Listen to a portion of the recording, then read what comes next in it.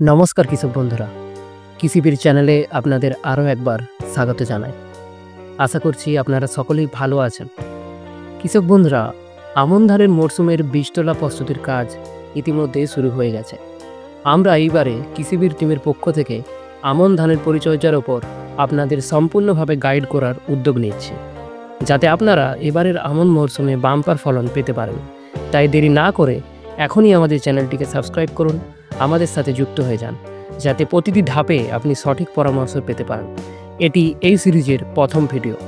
এখানে আমরা আলোচনা করব আমন ধানের বীজতলা প্রস্তুতি এবং বীজতলা পরিচর্যা নিয়ে। তো চলুন বেশি দেরি না করে ভিডিওটা শুরু করি। বীজতলা প্রস্তুতির ক্ষেত্রে প্রথমে যে প্রশ্নটা আপনাদের মাথায় আসে যে কতটা জায়গা জুড়ে আমরা বীজতলাটি তৈরি করব। তো এক্ষেত্রে যতটা আপনার জমির আকার বা জমির সাইজ, তার 10 ভাগের 1 ভাগ জায়গায় আপনারা বীজতলাটা তৈরি করবেন। ধরুন আপনি 10 কাঠা জমির জন্য ধান চাষ করবেন, তাহলে টোটাল 1 কাঠা জমিতে আপনার বীজতলা তৈরি হবে।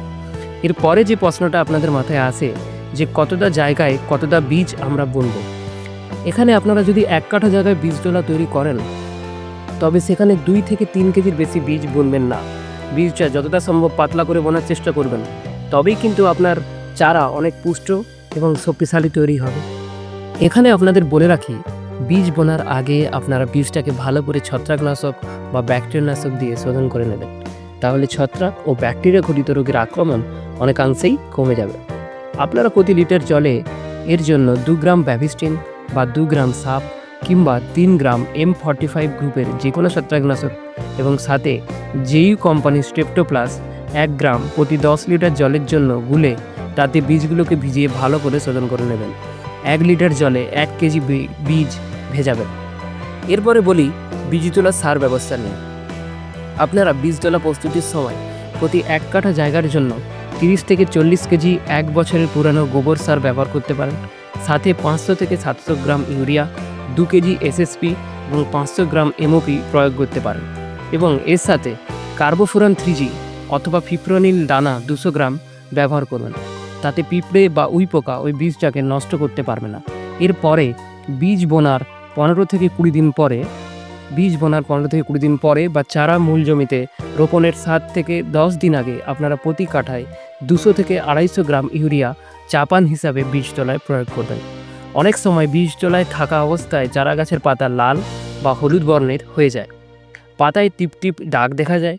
এই রকম সমস্যা যদি দেখা যায়, তবে আপনারা ট্রাইসাইক্লোজোল 75% WP গ্রুপের যে কোনো ছত্রাকনাশক যেমন বান বা ব্লাস্টোগান 1 গ্রাম করে, অথবা মার্জার ট্রাইসাইক্লোজোল প্লাস ম্যানকোজেব 1.5 গ্রাম করে, অথবা আবদার হেক্সাকোনাজোল প্লাস জিনেব 2 গ্রাম করে, অথবা M45 গ্রুপের ছত্রাকনাশক 3 গ্রাম করে প্রতি লিটার জলে ব্যবহার করতে পারেন। স্ক্রিনে এগুলো ডিটেলসে দেওয়া আছে, এখান থেকে আপনারা দেখে এগুলো ব্যবহার করতে পারবেন। আক্রমণ বেশি হলে আপনারা ক্রিস্টালের অ্যাজিক্সট্রিওয়েন এবং ট্রাইসাইক্লোজোল অথবা অ্যামিস্টার টপ অ্যাজোক্সট্রিবিন প্লাস ডাইফেনোকোনাজোল গ্রুপের যে কোনো একটি 1 মিলি প্রতি লিটার জলে মিশিয়ে স্প্রে করতে পারবেন। উপরে যে কোনো একটি ছত্রাকনাশক ব্যবহার করবেন।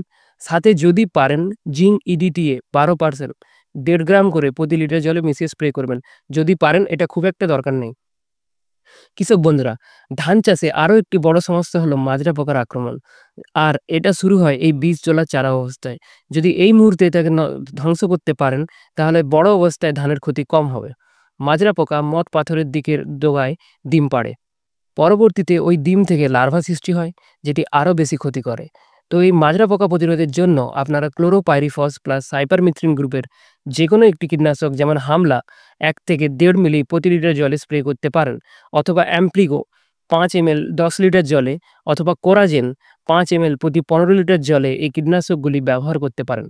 কৃষক বন্ধুরা, যদি আপনাদের বীজতলার চারা সুস্থ থাকে কিন্তু আশেপাশে জমির চারা রোগাক্রান্ত হয়, তাহলে আপনাদের এই ছত্রাকনাশকগুলো কিন্তু স্প্রে করতে হবে আগে থেকেই, নয়তো আপনার জমির বীজতলাও নষ্ট হয়ে যাবে। এরপরে আরও একটি গুরুত্বপূর্ণ বিষয় হচ্ছে আপনারা কতদিনের চারা মূল জমিতে রোপণ করবেন। তো কৃষক বন্ধুরা, যত মাসের ধান আপনারা চাষ করছেন, তত সপ্তাহের চারা আপনাদের বীজতলা থেকে মূল জমিতে রোপণ করতে হবে। এক্ষেত্রে যদি 120 দিনের অর্থাৎ 4 মাসের ধান হয়, তাহলে 4 সপ্তাহ পরে অর্থাৎ 28 দিনে আপনাদের চারা বীজতলা থেকে মূল জমিতে রোপণ করতে হবে। তো কৃষক বন্ধুরা, এই ছিল আমন ধানের বীজ তলার পরিচর্যা সম্পর্কিত আজকের বিস্তারিত আলোচনা। এর পরবর্তী ভিডিওতে আমরা আমন ধানের মূল জমির সার ব্যবস্থা ও অন্যান্য পরিচর্যা নিয়ে আলোচনা করব। ভিডিওটা এখানেই শেষ করছি। যারা আমাদের বোরো ধানের উপর সিরিজটি দেখতে চান তারা ডেসক্রিপশন লিঙ্ক থেকে দেখে আসতে পারেন, এবং যে সমস্ত কৃষক বন্ধুরা হোয়াটসঅ্যাপ গ্রুপে আমাদের এখনও যুক্ত হননি তারা ডেসক্রিপশন বক্সের লিঙ্ক থেকে যুক্ত হতে পারেন। আপনারা কৃষি সংক্রান্ত যে কোনো সমস্যার সমাধান কৃষি বিশেষজ্ঞদের কাছ থেকে খুব দ্রুত এবং সরাসরি হোয়াটসঅ্যাপ চ্যাটের মাধ্যমে পেয়ে যেতে পারবেন। ভিডিওটি আপনাদের ভালো লাগলে একটি লাইক করুন, অন্যান্য কৃষক বন্ধুদের সাথে শেয়ার করে দিন, এবং আপনার আমন ধান চাষ সম্পর্কিত আপনাদের অন্য কোনো সমস্যা থাকলে আমাদের কমেন্ট বক্সে জানাতে পারেন। আর আমাদের চ্যানেলটিকে সাবস্ক্রাইব করতে ভুলবেন না। কৃষিবীর, আপনার সমস্যা আমাদের সমাধান। ধন্যবাদ।